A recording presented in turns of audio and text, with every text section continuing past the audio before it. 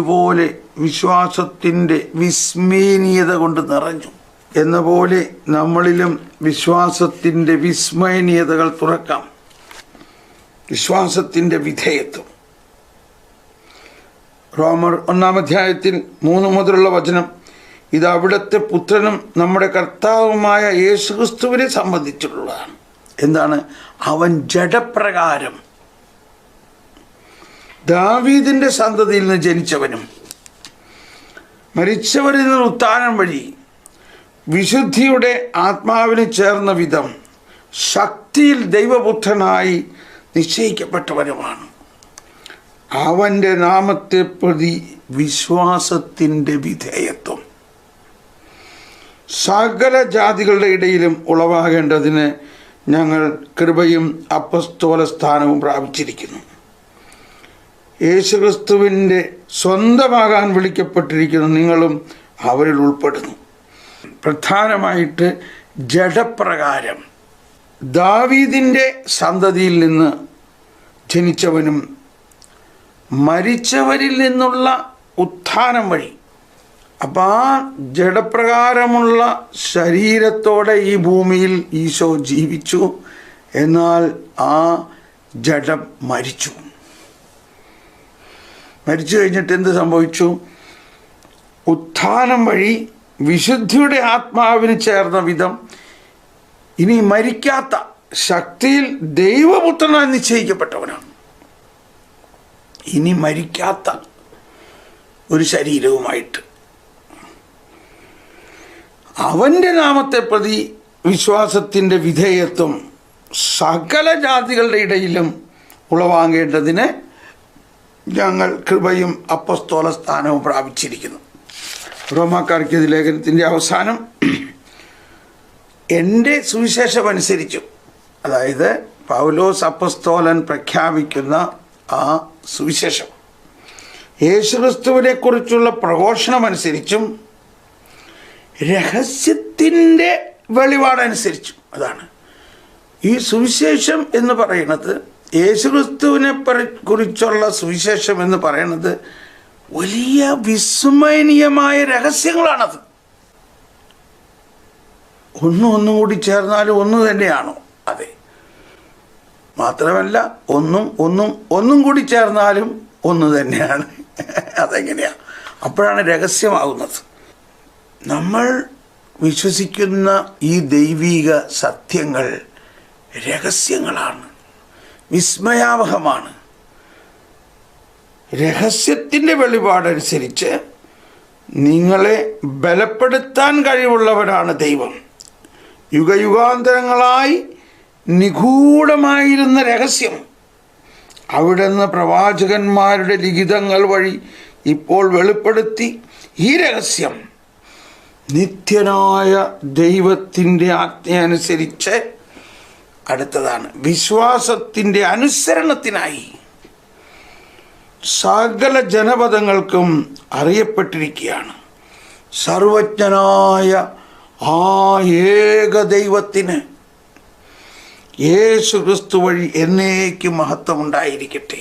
ആമേൻ. ഞാനിതിങ്ങനെ വായിക്കുമ്പോൾ തന്നെ വലിയ ആശയങ്ങൾ നമ്മളുടെ ഹൃദയത്തിൽ ഇങ്ങനെ ഉദിക്കുകയാണ്. ഇതിൻ്റെ രഹസ്യങ്ങൾ പഠിക്കണം. പരിശുദ്ധാത്മാവിത് നമുക്കിങ്ങനെ വെളിപ്പെടുത്തി തരും എന്നെല്ലാം നമ്മുടെ ഉള്ളിൽ ഒരാശയം ഇങ്ങനെ തുറക്കുകയാണ്. സർവജ്ഞനായ ഉണ്ടോ? ഇത് പറയുമ്പോൾ തന്നെ നമ്മുടെ അകത്ത് വരുന്നത് കുർബാനയിലെ പ്രാർത്ഥനയാണ്. സർവജ്ഞനായ ഭരണകർത്താവ്. അപ്പോൾ ഏകദൈവത്തിന് യേശുക്രിസ്തു വഴി എന്നേക്കും മഹത്വം ഉണ്ടായിരിക്കട്ടെ. ക്രിസ്തുവിൽ നിന്ന് ലഭിച്ച ഈ പ്രബോധന അധികാരം സഭ ഏറ്റവും പൂർണ്ണമായി വിനിയോഗിക്കുന്നത് അതാണ്. ആ പ്രബോധന അധികാരം പരിശുദ്ധാത്മാവിൻ്റെ ഒരു വരമാണ്. ആ പരിശുദ്ധാത്മ വരം ഏറ്റവും കൂടുതൽ ഉപയോഗിക്കുന്നത് ഈ വിശ്വാസ സത്യങ്ങൾ പഠിക്കുന്നതിലും പഠിപ്പിക്കുന്നതിലുമാണ്. വിശ്വാസ സത്യങ്ങൾ പ്രഖ്യാപിക്കുമ്പോഴാണ്. അതായത് ഇനിയാണ് ക്രൈസ്തവ ജനത്തിൽ നിന്നും വിശ്വാസത്തോടുള്ള ഒരു നിരൂപാധിക വിധേയത്വം ആവശ്യപ്പെടുന്ന വിധത്തിൽ ദൈവാവിഷ്കൃത സത്യങ്ങളെയോ, truth contained in divine revelation, ദൈവാവിഷ്കൃത സത്യങ്ങളെയോ അവയോട് അവശ്യബന്ധമുള്ള സത്യങ്ങളെയോ സഭ ഖണ്ഡിതമായി അവതരിപ്പിക്കുമ്പോഴാണ്. അപ്പോൾ ഇതിനുദാഹരണം പറയുകയാണെങ്കിൽ മാതാവിൻ്റെ അമലോത്ഭവം 490 രക്ഷകൻ്റെ മാതാവ് ആയിത്തീരുന്നതിന് മറിയത്തെ ആ സ്ഥാനത്തിന് അനുഗുണമായ ദാനങ്ങളാൽ ദൈവം സമ്പന്നയാക്കി. മംഗളവാർത്ത അറിയിക്കുന്ന നിമിഷത്തിൽ ഗബ്രിയേൽ മാലാഖ മറിയത്തെ അഭിസംബോധന ചെയ്തത് ദൈവകൃപ നിറഞ്ഞവളേ എന്നാണ്. വാസ്തവത്തിൽ തൻ്റെ വിളിയെക്കുറിച്ച് കന്യാമറിയത്തിന് അറിയിപ്പ് ലഭിച്ചപ്പോൾ അതിന് വിശ്വാസത്തിൻ്റെ സ്വതന്ത്ര സമ്മതം നൽകാൻ കഴിയുന്നതിന് അവൾ ദൈവകൃപയാൽ നയിക്കപ്പെടേണ്ടിയിരുന്നു.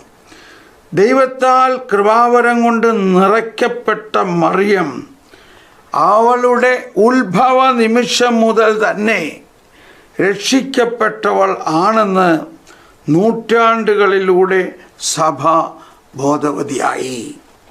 വിശുദ്ധ പിയൂസ് 9 മാർപ്പാപ്പ 1854 പ്രഖ്യാപിച്ച അമലോത്ഭവം എന്ന വിശ്വാസ സത്യം ഏറ്റുപറയുന്നത് ഇതാണ്: അനന്യമായ ദൈവകൃപയാലും സർവശക്തനായ ദൈവത്തിൻ്റെ ആനുകൂല്യത്താലും മനുഷ്യവർഗത്തിൻ്റെ രക്ഷകനായ യേശുക്രിസ്തുവിൻ്റെ യോഗ്യതകളെ മുൻനിർത്തിയും ഏറ്റവും പരിശുദ്ധയായ കന്യകാമറിയം അവളുടെ ഉത്ഭവത്തിൻ്റെ ആദ്യ നിമിഷം മുതൽ ഉദ്ഭവപാപത്തിൻ്റെ എല്ലാ മാലിന്യങ്ങളിൽ നിന്നും പരിരക്ഷിക്കപ്പെട്ടു. അതാണ് ആ ഡോഗ്മ, വിശ്വാസ സത്യം. 469 തൻ്റെ ദൈവത്വവും മനുഷ്യത്വവും തമ്മിൽ വേർപെടുത്താൻ പറ്റാത്ത വിധം യേശു യഥാർത്ഥ ദൈവവും യഥാർത്ഥ മനുഷ്യനുമാണ്. ഇതാണ് വളരെയധികം കൺഫ്യൂഷൻ ഒരുപാട് പേർക്ക് ഉണ്ടാക്കിയിരിക്കുന്ന ഒരു കാര്യം. എന്നാൽ നമ്മൾ വിശ്വാസ സത്യങ്ങളിലൂടെ മനസ്സിലാക്കണം, യഥാർത്ഥ ദൈവവും യഥാർത്ഥ മനുഷ്യനുമാണെന്ന് സഭ ഏറ്റുപറയുന്നു. തൻ്റെ ദൈവത്വത്തിനും കർത്തൃത്വത്തിനും ഭംഗം വരാതെ മനുഷ്യനും നമ്മുടെ സഹോദരനുമായി തീർന്നവൻ യഥാർത്ഥത്തിൽ ദൈവപുത്രനാണ്.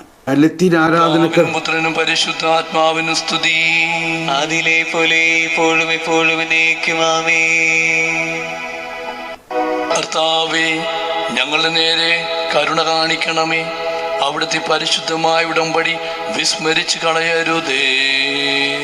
ഹല്ലേലൂയ.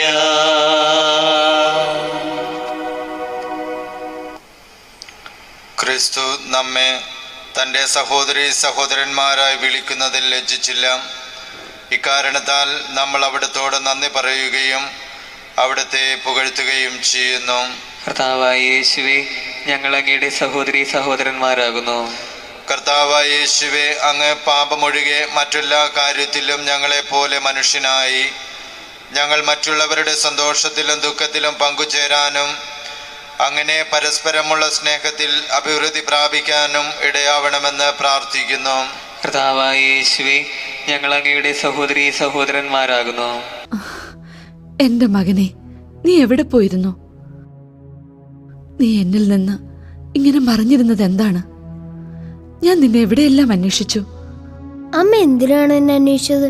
ഞാൻ എന്റെ പിതാവിന്റെ കാര്യങ്ങളിൽ വ്യാപൃതനായിരിക്കേണ്ടതാണെന്ന് അമ്മ അറിയുന്നില്ലേ? അതെനിക്കറിയാം, എനിക്കത് ഇഷ്ടവുമാണ്. എന്നാലും നിന്നെ കാണാതാവുമ്പോൾ കണ്ടെത്തും വരെ ഞാൻ അന്വേഷിക്കുകയും വേണം. അതെ, അന്വേഷിക്കുമെന്ന് നിങ്ങൾ കണ്ടെത്തും. പക്ഷേ ഞാൻ എപ്പോഴും അമ്മയോടൊപ്പം തന്നെയുണ്ട്. നമ്മൾ ഒന്നാണ്. അങ്ങന്റെ അമ്മയാണ്, ദൈവപുത്രന്റെ അമ്മ. അതെ, എന്റെ പൊന്നു മകനെ, വിലമതിക്കാനാവാത്ത സമ്മാനം. വളരെ പ്രത്യേകതയുള്ള സമ്മാനം. മനുഷ്യകുലത്തിലെ മറ്റാർക്കും കിട്ടാത്ത ബഹുമതി.